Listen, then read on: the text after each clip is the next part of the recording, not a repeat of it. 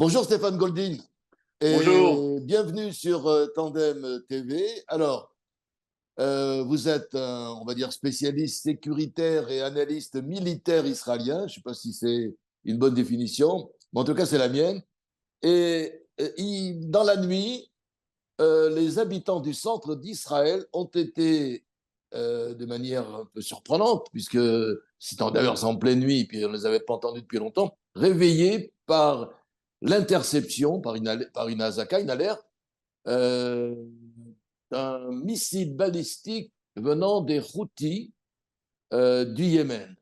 Alors, première question, Stéphane Goldin, qui sont les Houthis ou en arabe les Houthis?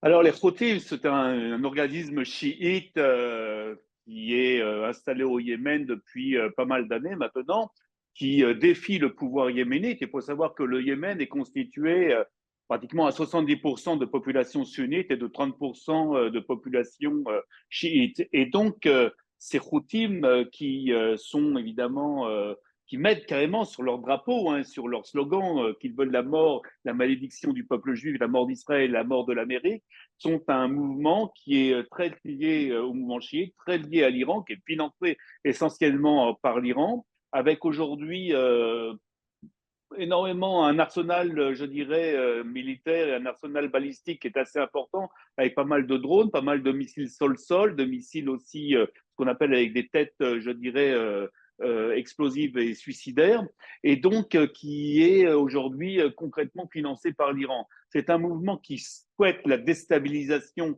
de l'ensemble, je dirais, de toute cette péninsule arabique pour l'Iran. C'est un bras armé, c'est un proxy, je dirais, de l'Iran. Et donc, le but est aussi de déstabiliser, dans le fond, l'Arabie saoudite. Dans le fond, les Houthis sont, je dirais, le bras armé de l'Iran aussi pour déstabiliser l'Arabie saoudite. Il faut comprendre que géographiquement, le Yémen se situe à une place stratégique entre le golfe d'Oman, l'océan Indien, l'océan, ce qu'on appelle d'Arabie, mais aussi le golfe d'Aden et la mer Rouge. Et donc, les Houthis ont commencé par rentrer en guerre contre Israël, je pense que c'était le 19 octobre dernier, et on menait des opérations d'abord maritimes avant de tirer des missiles sol-sol sur le territoire israélien.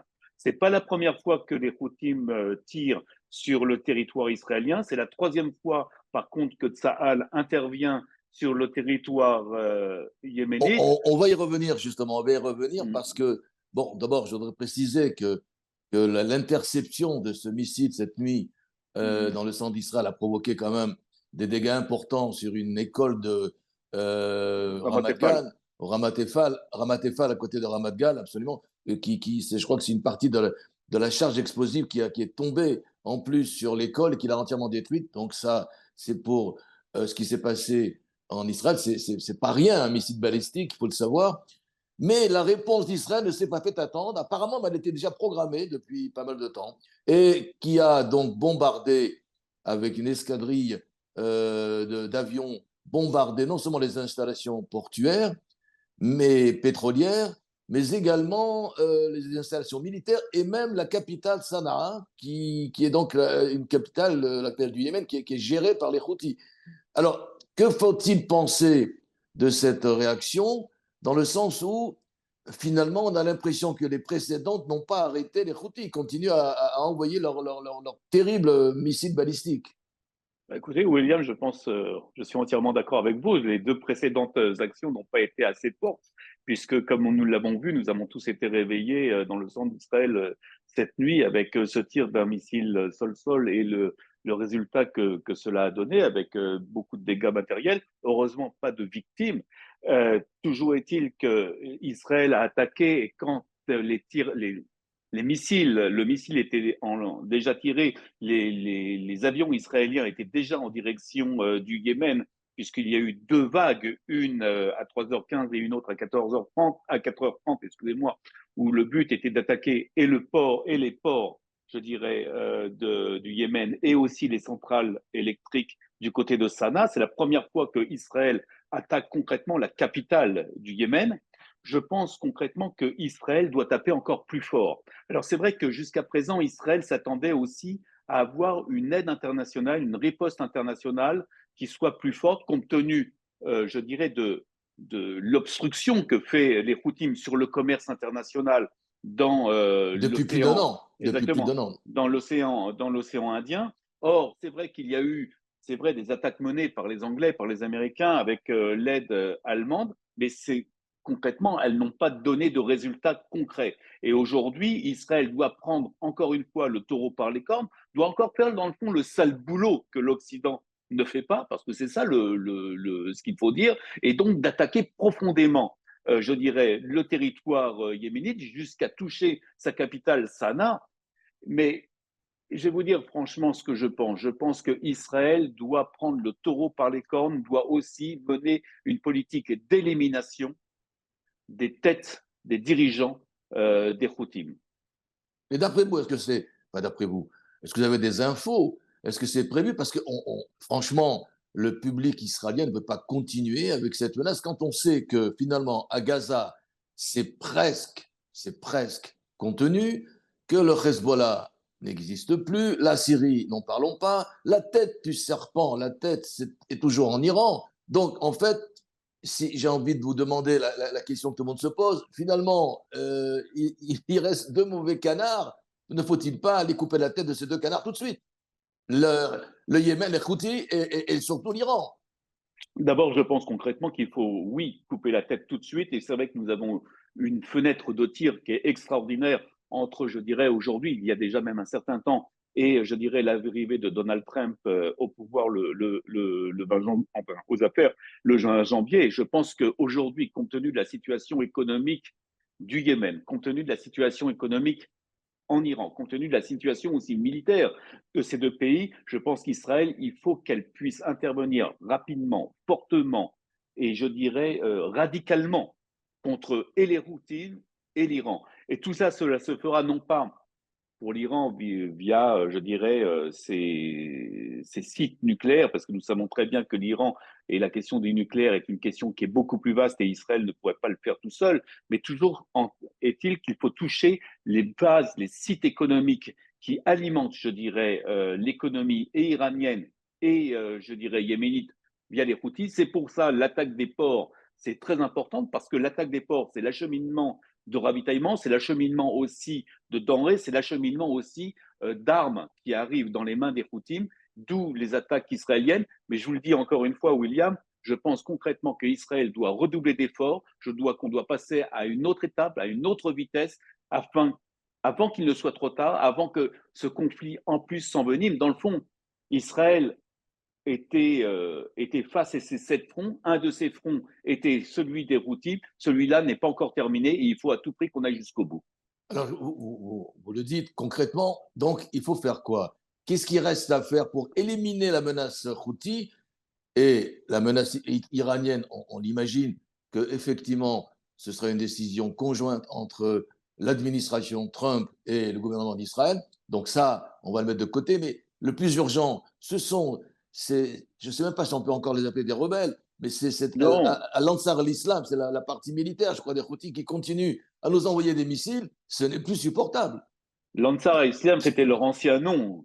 Oui, C'était leur ancien nom. Non, ce sont pas des rebelles, ce sont concrètement des terroristes qui sont à la solde de l'Iran. Et je oui, pense qu'il faut bien sûr. aujourd'hui continuer. Alors, c'est vrai qu'il faut comprendre que le territoire yéménite est à 2000-2500 kilomètres du territoire israélien. Ça n'a pas l'air de gêner Simplement, l'aviation. Hein. Ça n'a pas l'air de gêner l'aviation. il faut pas croire. Non, non. Il faut. Non, C'est une. Voilà. C'est c'est pas pas une facile. opération. C'est pas une opération qui se fait du jour au lendemain. Il faut comprendre que toucher les ports du Yémen comme Odessa, c'est à 1700 kilomètres. Ça veut dire qu'il faut aussi des avions ravitailleurs. Les avions ravitailleurs, il faut savoir aussi que ramener alimenter des avions en vol, etc., peuvent aussi conduire à certains dangers qu'il faut et certains risques, parce que automatiquement, nous sommes face à un mouvement terroriste qui ont toujours des missiles sol-sol et des missiles solaires, et ils pourraient s'en servir au moment des ravitaillements en sol, d'où, dans le fond, la récupération de renseignements qui a été faite par Israël, je dirais, tous ces derniers temps, pour pouvoir continuer à attaquer les bases des terroristes des Houthis. Je pense qu'il faut les attaquer sur le volet économique et aussi, encore, je le redis, il faut que Israël soit capable d'éliminer les têtes, les dirigeants des Houthis, où qu'ils soient dans le monde. Comme ils l'ont fait pour le Hamas et le Hezbollah. Exactement. C'est un mouvement terroriste au même titre que le Hezbollah, au même titre que le Hamas, qui est dirigé par l'Iran, qui est le bras armé de l'Iran, qui est un proxy de l'Iran. Et je pense qu'aujourd'hui, il faut en terminer avec eux. Alors, vous l'avez dit, ce sera ma dernière question, Stéphane Goldin. Les Houthis, allègrement, bloquent le trafic international au large de Bab el-Mandeb, au large donc de la mer Rouge. Et j'ai presque l'envie de vous dire impunément, parce que vous l'avez aussi dit, les Européens ne font presque pas grand-chose. Et là aussi, il faut éliminer cette menace. Est-ce qu'on doit, encore une fois, faire pression sur les puissances européennes ou alors, en fait, les laisser tomber et faire le travail nous-mêmes, comme d'habitude? Bah, écoutez, les pressions ont été faites et les Européens se plaignent de l'augmentation quotidienne des matières premières, mais il faudrait peut-être qu'à un moment donné qu'ils se posent certaines questions. Donc je pense concrètement qu'il va falloir qu'on fasse encore une fois le boulot pour les Européens. Et je sais très bien ce qui va se passer. On fera le sale boulot, on sera accusé, on sera mis au banc des nations, Comme tout le temps, oui. comme d'habitude, mais on aura fait le sale boulot pour que justement les Européens puissent avoir des denrées qui puissent arriver aussi sur leur territoire. Mais ça, ils oublient de le dire. Eh bien, merci Stéphane Goldin pour cet éclairage très pro, puisque je rappelle que vous êtes quand même un spécialiste militaire et sécuritaire en Israël, sur le problème des Houthis. Et j'ai plein d'espoir, comme vous, que Tsahal vous a écouté et que l'on va se débarrasser de ce problème yéménite le plus rapidement possible, avant les fêtes de Hanouka. Ce serait bien d'ailleurs, comme Et cadeau. écoutez, ce que je peux vous dire, c'est que Oui, le dossier des Houthis est au-dessus de la pile, je dirais, des de questions Tsahal. qui sont posées par Sahel, avec celui des otages, avec celui de la Oui, Syrie, bien sûr. évidemment.